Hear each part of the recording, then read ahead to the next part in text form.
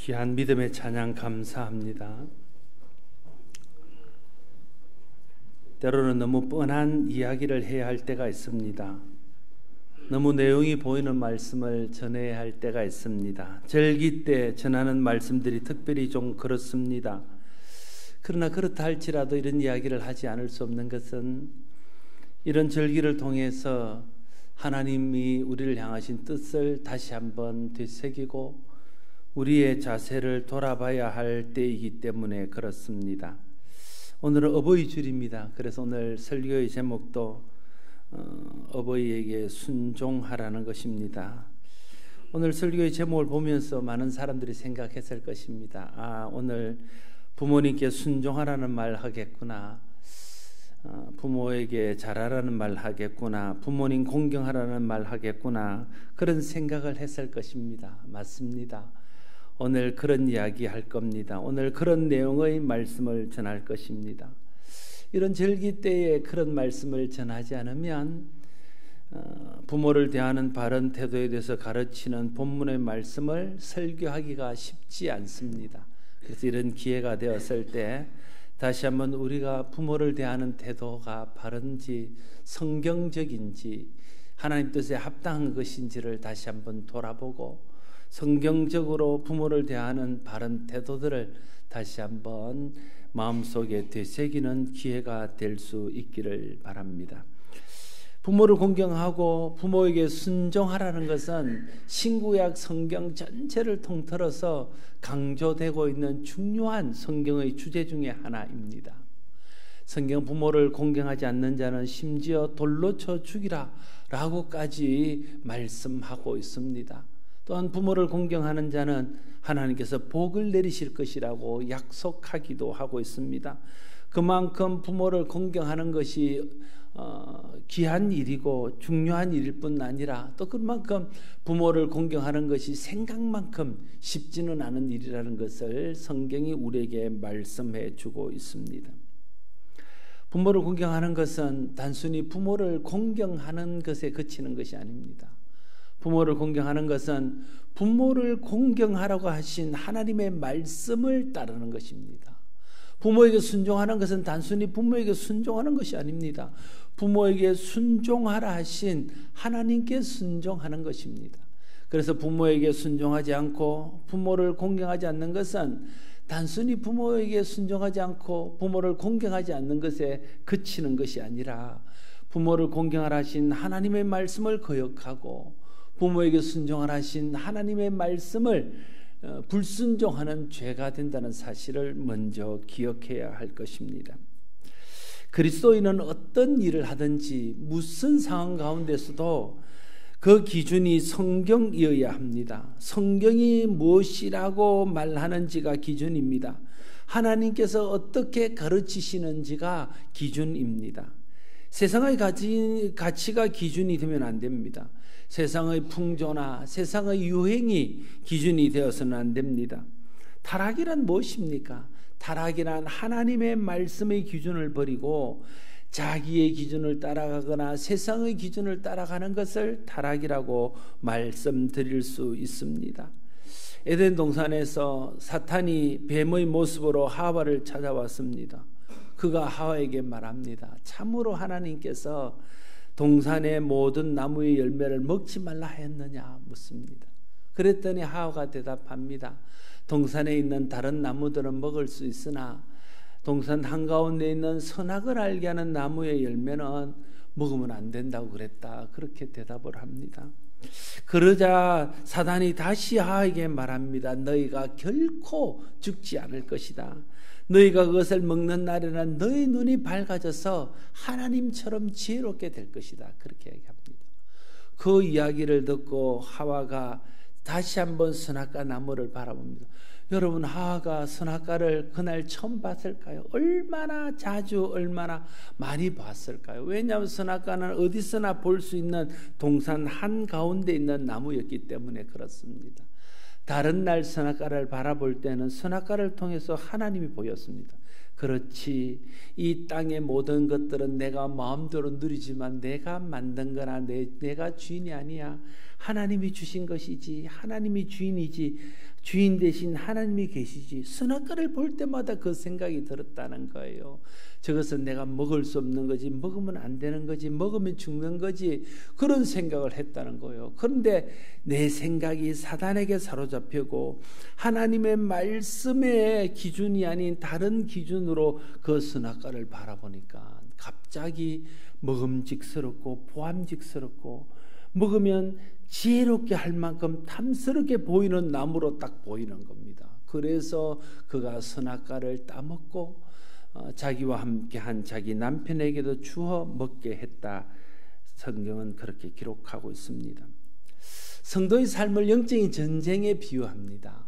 이 세상 살면서 믿음을 따라 살 것인지, 세상의 가치를 따라 살 것인지, 하나님 말씀을 따라 살 것인지, 세상의 풍조를 따라 살 것인지를 놓고 벌이는 전쟁이라는 뜻이겠지요.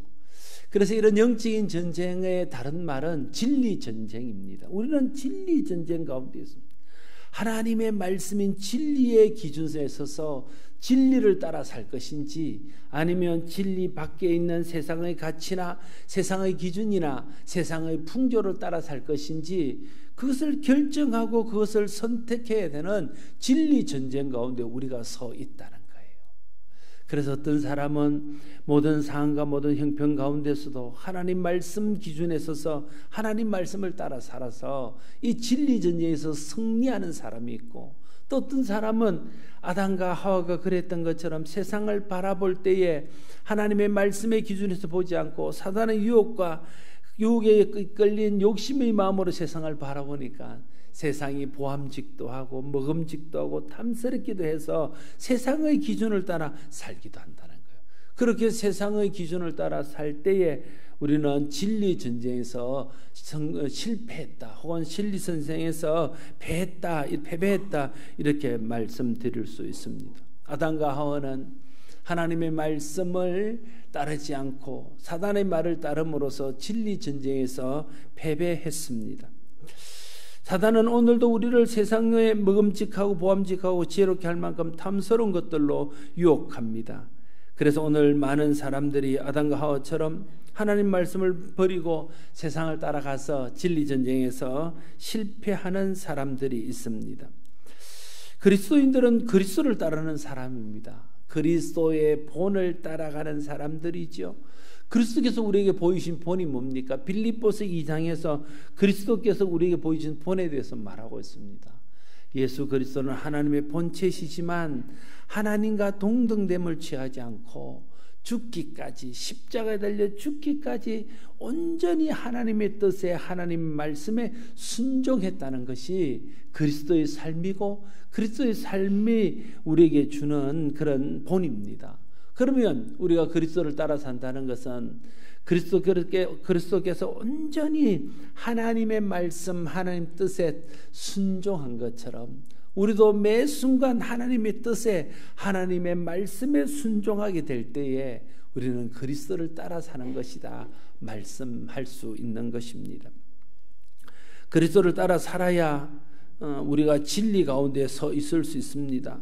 그리스도를 따라 살아서 하나님 말씀에 순종할 때에 우리는 진리 전쟁에서 승리할 수 있습니다.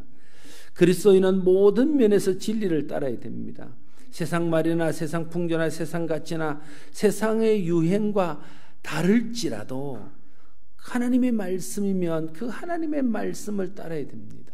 내 생각이나 내 의견이나 내 속인에 옳은 것과 다를지라도 하나님이 말씀하시면 그 하나님의 말씀이 옳은 줄로 알고 그 말씀을 따르는 사람이 그리스도인입니다. 오늘 본문은 가정생활에 대한 내용입니다. 어떻게 보면 오늘 본문에서 말하는 가정생활에 대한 기준은 지금 세상의 풍조나 가치와 좀 다를 수 있습니다. 세상의 말과 많이 다를 수 있습니다. 그래서 많은 사람들이 진리를 따르지 않고 세상의 기준과 세상의 말을 따라서 가정생활을 영위하고 있습니다. 그러나 오늘 같이 읽은 말씀이 하나님께서 가정에 대해서 주신 말씀입니다. 이 말씀대로 따르는 것이 하나님의 말씀대로 가정을 지키는 것입니다. 진리 전쟁에서 승리하는 것입니다. 가정에 대한 성경의 가르침을 따를 것인지 세상 풍조와 세상의 말을 따라서 가정을 이루어갈 것인지를 우리는 선택해야 됩니다. 무엇을 선택할 것인지 그것은 우리의 고백과 우리의 판단에 달려 있습니다. 무엇을 선택할 것인지가 바로 진리 전쟁입니다. 하나님 말씀을 따라서 하나님 말씀이 가르치는 대로 가정을 꾸려나가면 진리 전쟁에서 승리하는 것입니다.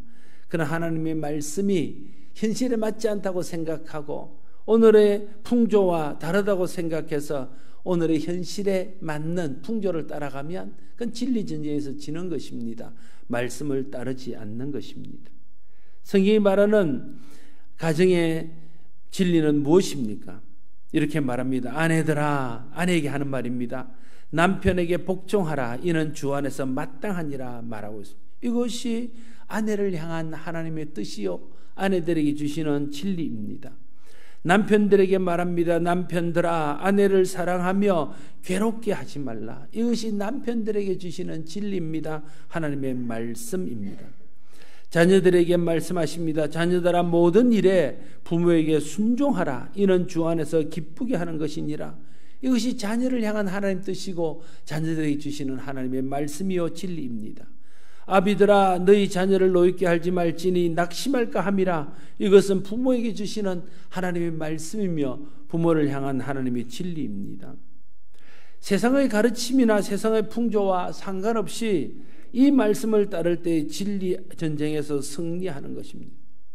오늘날 많은 사람들이 가정이 붕괴되었다는 이야기들을 합니다. 믿는 사람이나 믿지 않는 사람들이나 그렇게 말합니다. 가정이 깨어지는 경우들이 얼마나 많은지 모릅니다. 가정 안에서 상처받는 사람들이 얼마나 많은지 모릅니다. 가정을 이루고 있지만 실제적으로는 가족처럼 보이지 않게 가족과 같은 느낌을 갖지 못하고 살아가는 그런 가정들이 수없이 많습니다. 이유가 무엇일까요? 오늘의 가치를 따라 살지 않아서 그렇습니까? 오늘의 풍조대로 살지 않아서 그렇습니까? 저는 생각합니다. 오늘의 가치를 따라 살아서 그렇다고 생각합니다. 오늘의 풍조를 따라서 살아서 그렇다고 생각합니다. 자기 중심적이고 이 세상 중심적이고 자기의 잠시의 만족에 중심을 둔 그런 세상의 풍조를 따라 살다 보니까 가정이 깨어지고 가정에 어려움들이 오고 가정이 우리가 생각하는 그런 가정과 다른 모습으로 오늘날 존재하고 있는 것은 아닐까요? 어떻게 하면 가정이 다시 건강한 가정으로 사랑으로 남편은 아내를 자기 목숨을 다해서 사랑하고 아내는 남편을 세워주며 공경해서 남편이 가정의 가장 노릇을 할 수 있도록 하고 자녀들은 부모에게 순종하며 부모들은 자녀들이 상처받지 않도록 그들에게 말씀과 지혜로 양육하고 이런 모습들이 어떻게 회복될 수 있을까요? 그것은 오늘 본문이 말하는 대로 진리를 따를 때 하나님 말씀에 기초해서 하나님 말씀을 기준으로 가정을 세워갈 때 그런 가정으로 세워지며 깨어진 가정들이 회복되리라고 저는 믿습니다. 다시 처음으로 돌아가서 어버이 주일에 자녀된 자들이 들어야 될 진리, 그 가르침은 자녀들아 모든 일에 부모에게 순종하라는 것입니다. 감사하게도 오늘 어버이 주일이라고 부모님을 찾아와서 목요에서 예배드리는 분들이 보입니다. 너무 감사하고 그런 분들이 특별히 잘 드려야 될 것 같아요. 잘 걸렸습니다. 여러분 부모의 마음을 아십니까? 여러분 우리가 하나님의 마음을 알면 하나님께 순종합니다. 그렇지 않습니까? 하나님의 마음을 알면 하나님의 뜻을 따르지 않을 수 없습니다. 하나님의 마음을 알면 전심으로 하나님을 섬기지 않을 수 없습니다. 왜 우리가 하나님께 불순종합니까? 왜 우리가 하나님을 제대로 섬기지 않습니까? 우리를 향한 하나님의 마음을 헤아리지 못하고 우리를 향한 하나님의 마음을 몰라서 그렇습니다. 진짜 하나님이 우리를 얼마나 사랑하시는지, 진짜 하나님이 우리를 얼마나 귀하게 보시는지, 진짜 하나님이 우리를 위해서 어디까지 무슨 일까지 하셨는지를 안다면 우리가 하나님을 사랑하지 않을 수 없습니다. 하나님께 순종하지 않을 수 없습니다. 하나님을 믿지 않을 수 없습니다. 하나님의 마음을 알아야 진짜 하나님을 온전히 전심으로 섬길 수 있는 사람이 될 수 있습니다. 마찬가지로 부모의 마음을 모르면요, 아무리 효도하려고 해도 효도할 수 없습니다.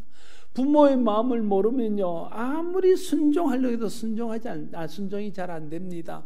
부모의 마음을 모르면 겉으로는 공경하나 진심으로 공경이 잘 안 됩니다. 여러분, 자매들에게 묻겠습니다. 언제 효녀가 됩니까? 언제 효녀가 됩니까? 결혼하기 전에는 효녀를 잘 보기 어렵습니다. 그냥 잘하긴 한데요, 진짜 내가 결혼을 하고 살아보니까 사는 게 녹록지 않습니다. 나만 사랑했다 했던 그 남자가 딴짓을 하기 시작합니다. 아기를 키우는데 어떻게 키워야 될지를 모르겠어요. 하나를 가지고 쩔쩔맵니다. 아이를 키우는데 누가 아이를 키우는 7년은 7년 대환란이었다고 표현해서 정말 7년 대환란을 겪는 것 같던 그런 세월들을 보냅니다. 그러면서 엄마가 생각나는 거예요. 그 고집센 우리 아버지하고 살았던 우리 엄마는 나보다 더 큰 아픔 속에 있었겠구나.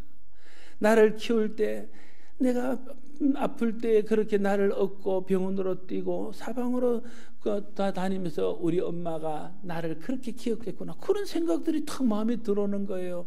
그때부터 마음으로부터 엄마를, 아버지를 이해하고 공경하는 자녀가 되는 것 아닙니까? 그 순간이 부모의 마음을 알고 엄마의 마음을 아는 순간입니다. 사람이 자기 입장이 돼봐야 아는 거예요. 부모가 돼봐야 그때서 비로소 부모의 마음을 알게 되는 것입니다. 여러분, 부모는 어떤 사람입니까? 여러분, 부모라는 이 입장, 내가 다른 입장에 있는 것이 아니라 내가 부모라는 입장에서 자녀 앞에 있을 때 부모는 도대체 어떤 사람입니까? 부모라는 사람은 그 마음 중심 가장 깊은 곳에 자녀를 품고 있는 사람이 부모입니다. 그 마음 중심 한가운데는 더 그 어떤 것도 아닌 자녀가 그 마음 중심에 자리 잡고 있습니다. 부모라는 사람은 어떤 사람입니까? 부모라는 사람은 모든 일들의 최우선 순위가 자녀인 사람이 부모입니다. 모든 일보다 우선되는 일이 자녀의 일입니다. 자녀의 일이라면 어떤 일도 그보다 앞설 수 없는 사람이 부모라는 사람들입니다. 부모는 어떤 사람입니까? 자신의 모든 것을 다 자식에게 줄 수 있는 그런 사람이 부모입니다. 다 주고도 더 줄 수 없어 항상 아쉬운 유일한 대상이 바로 부모입니다.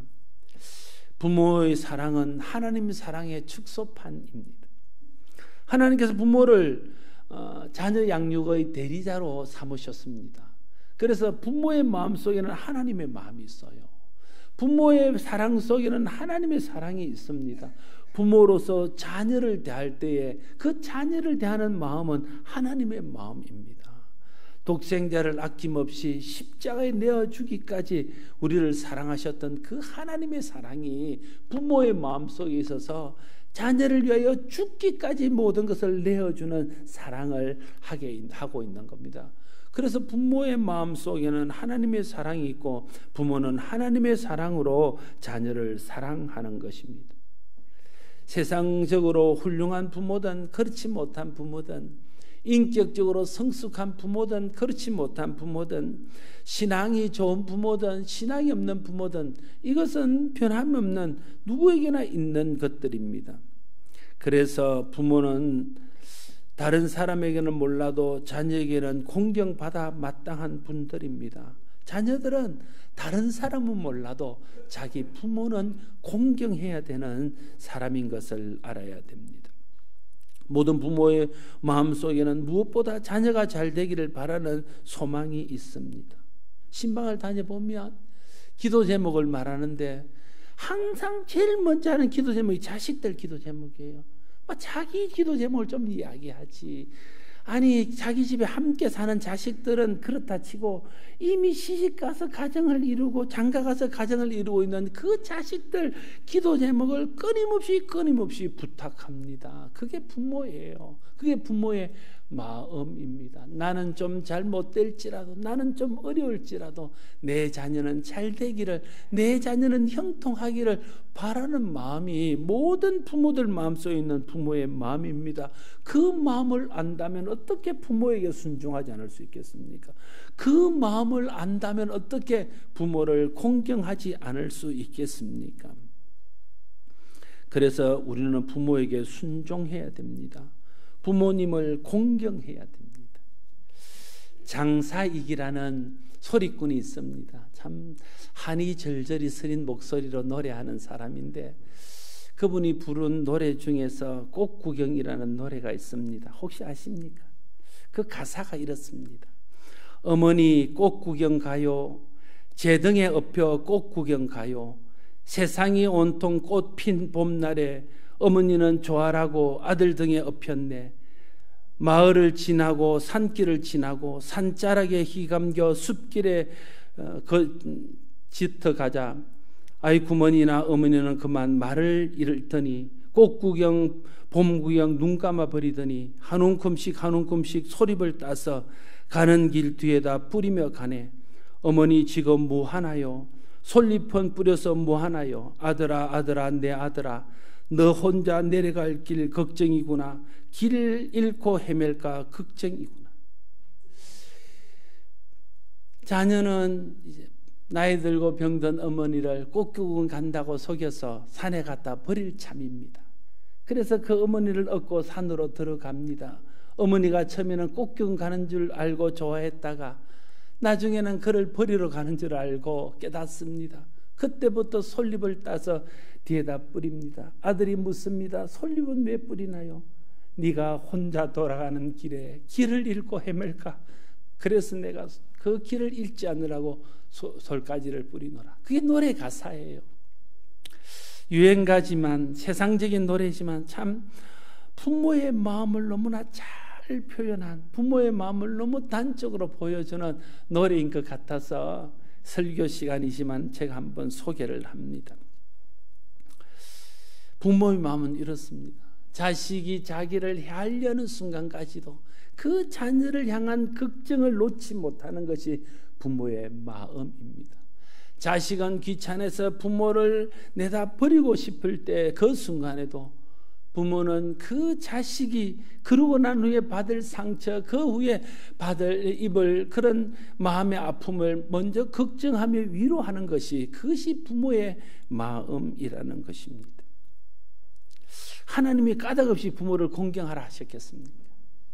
하나님이 까닭없이 부모에게 순종하라 하셨겠습니까? 이런 부모의 마음이 있기에, 이런 부모의 사랑이 있기에 그 부모는 자식에게 공경받아 마땅하고 순종받아 마땅하기에 주님께서 계명으로 내 부모를 공경하라 말씀하셨고 내 부모에게 순종하라고 말씀하신 것입니다. 모든 부모는 마땅히 순종받아야 하고 마땅히 공경받아야만 할 만합니다. 우리 부모가 다른 사람에게는 공경받을 만한 사람이 아닐지라도 자녀인 우리에게는 공경받아야 될 뿐입니다. 어버이 주일에 부모에게 순종하라, 부모를 공경하라 하신 하나님의 말씀의 의미를 마음에 새기며 다음 없이 퍼주고 또 퍼주는 그 부모님의 사랑을 감사하고 하나님이 우리에게 명령하신 대로 그 부모님께 순종하고 그 부모님을 공경하는 자녀들이 되어야 할 것입니다.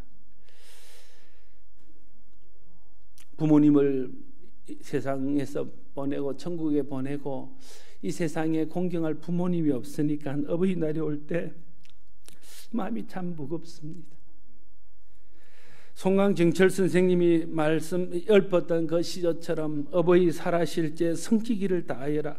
지나고 난 후에 애달다 의하리. 그 말이 너무나 절절하게 마음에 와 닿습니다.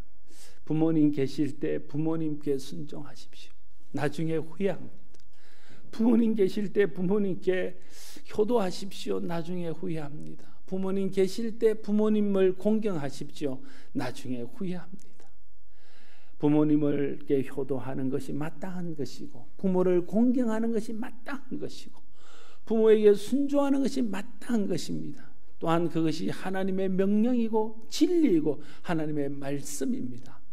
하나님의 말씀을 따라 부모를 순종하고 부모를 공경해서 부모를 기쁘게 해드리고 부모를 보람있게 해드리고 하나님의 말씀에 순종하여 하나님께 영광 돌리는 우리 모두가 될 수 있기를 바랍니다. 기도하겠습니다. 아버지 하나님, 어버이 주일입니다. 우리의 불효가 마음에 사무칩니다. 하나님에 대한 불충성이 우리 마음에 사무칩니다. 하나님께서 부모에게 순종하고 부모에게 공경하라 하셨지만 우리는 우리 생활에 바쁘다고 내 마음을 주지 못한 채 살았습니다. 하나님 아버지, 부모의 마음을 안다면 우리가 부모를 공경하지 않을 수 없고 부모에게 순종하지 않을 수 없음을 깨닫습니다. 그것이 또한 하나님의 명령이기에 우리는 반드시 부모에게 순종하고 부모에게 공경해야 됨을 또한 깨닫습니다. 부모의 마음을 알고 하나님 뜻을 알아서 부모에게 순종하고 부모를 공경해서 부모를 기쁘게 하고 하나님을 기쁘시게 하는 우리 모두가 되게 하여 주시옵소서. 예수님 이름으로 기도드리옵나이다. 아멘.